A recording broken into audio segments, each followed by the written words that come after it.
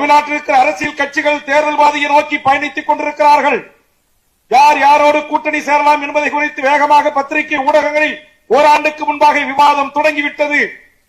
M இனத்திற்கு இழக்கப்பட்டிருக்கிற அநீதி வெளியுலகத்திற்கு வராமலேயே மறுக்கப்படுகிறது.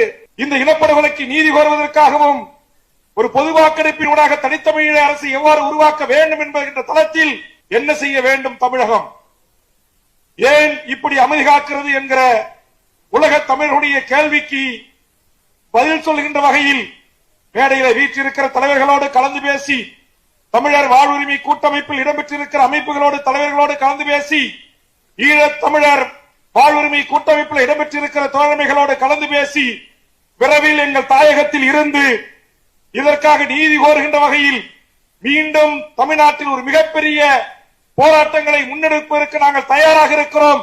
கவலை கொள்ள வேண்டாம். 1956 இருந்து இன்று வரையில் நடைபெறுகின்ற அத்தனை படுகொலைகளும் இனப்படுகொலையே என்பதை உலக சமூகம் ஏற்க செய்கின்ற அரசியலை இந்த மண்ணில் நாம் செய்வோம்.